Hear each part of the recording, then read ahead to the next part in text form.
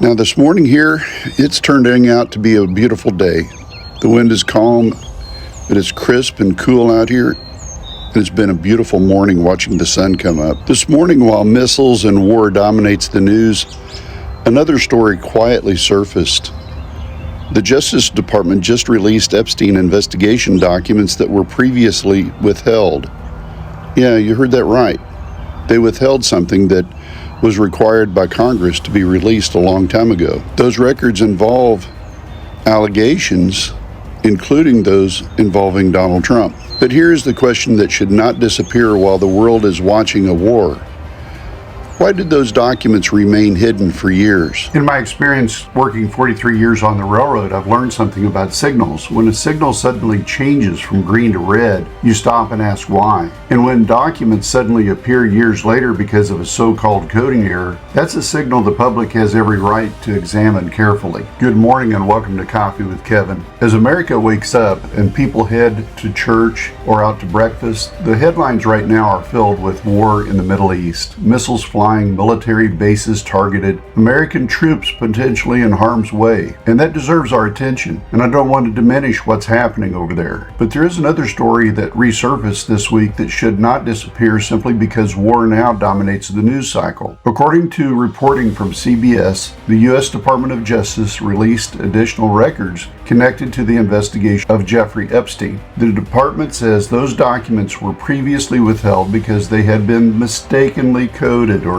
documents as duplicates during an earlier records review. When this happens on the railroad, we stop, check the timetable and the dispatcher's orders. When something in the paperwork does not match the track ahead, or something has all of a sudden appeared in the train orders that were not previously there, you figure out what went wrong. Verification is important, and verifying your timetable is also extremely important. Among those documents are 2019 FBI interview notes involving a woman who made allegations connected to Donald Trump. According to the FBI interview summary, the woman told investigators she had been introduced to Donald Trump through Epstein's circle and alleged that Trump sexually assaulted her while she was a teenager at a property associated with Epstein. Yeah, those include dates, times, locations, all of the information needed for further investigation. The Justice Department says those claims are uncorroborated. Of course, Trump is going to deny any wrongdoing, as he has in hundreds of cases that we're seeing in this repeated cycle. And we also know Donald Trump's behavior and his extreme misogyny. That's not new. However, an allegation recorded in an investigative file is not proof of guilt, but it is part of an investigative record. And when documents connected to one of the largest trafficking investigations in modern American history appears years later because of a supposed coding error, people naturally ask questions because the scale of the Epstein case is enormous. And folks, I'll get into this later about the Epstein files. It is crazy. And some of the people that I've been watching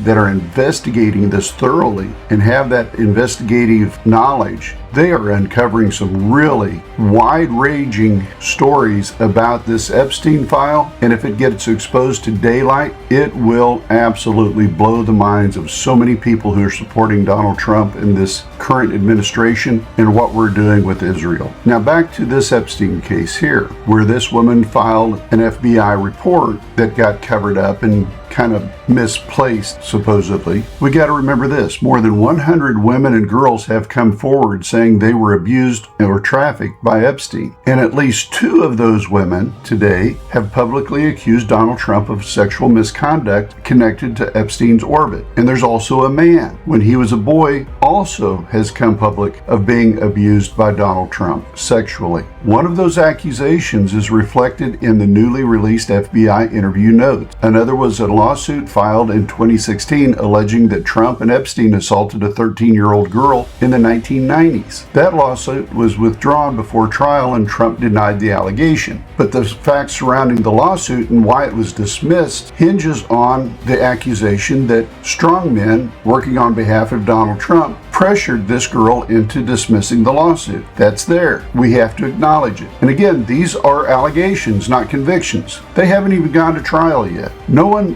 is guilty until they are proven guilty. But the principle cuts both ways. The women who come forward also deserve to be heard. They deserve to have a day in court. Their story should not be dismissed simply because the accused are powerful men. Right now, the world's attention is focused on war, but transparency in the justice system does not become less important simply because another crisis dominates the headlines. History shows when the public is distracted, that is often when the hardest questions quietly fade from view. And the Epstein case still contains questions that deserve answers. And as we go down the track of a new day, let's keep this conversation rolling.